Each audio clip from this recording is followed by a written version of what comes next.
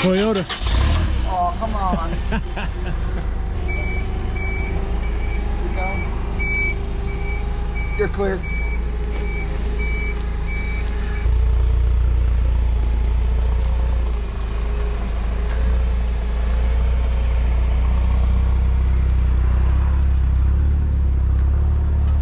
So if you haven't figured it out yet, that is a Chevrolet Bolt EV battery. We actually have 2 of them on the truck getting delivered today.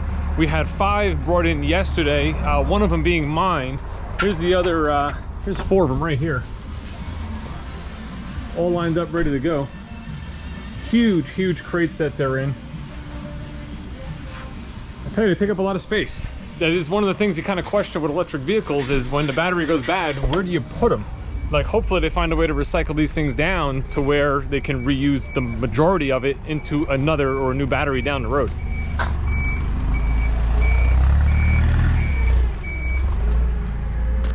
In order to do the Bolt battery swaps, you had to have a forklift. So as you can see, we picked up their Toyota.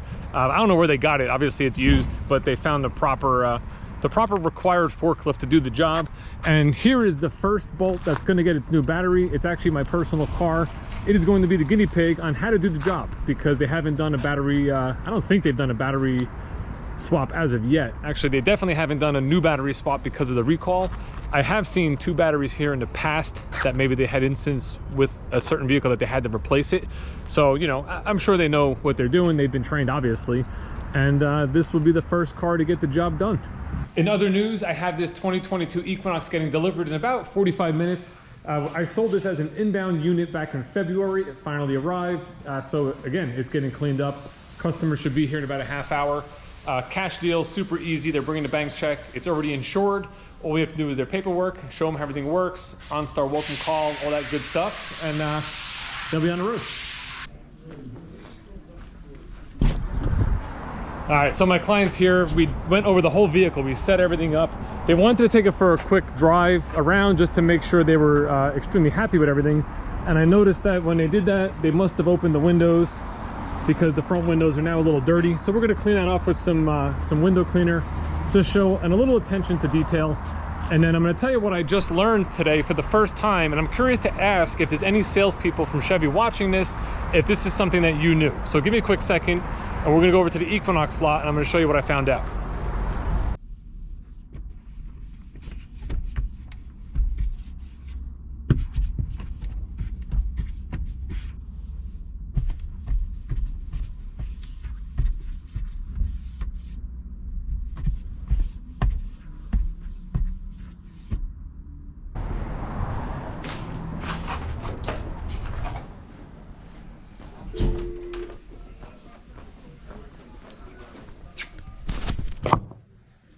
Check this out. This is a brand new 2022 white Equinox LT model. It's all-wheel drive. And if we look in the back here, you're going to see, one, there's no dealer plate on it yet because this has not gone to a pre-delivery inspection. So you'll see here, you have a bag with the owner's manual, the front plate bracket, and you have the floor mats in here, the carpeted floor mats that come standard on the 2022 Chevrolet Equinox LT. Now check this one out. 2022 LT all-wheel drive Equinox. If I open up the back here, you're going to notice yet again no dealer plate because it has not gone through pre-delivery inspection. And we look in the back here, you have a bag which has your front plate bracket, it has your owner's manuals, but it does not have any carpeted floor mats. Now I only bring this up because I just learned something new.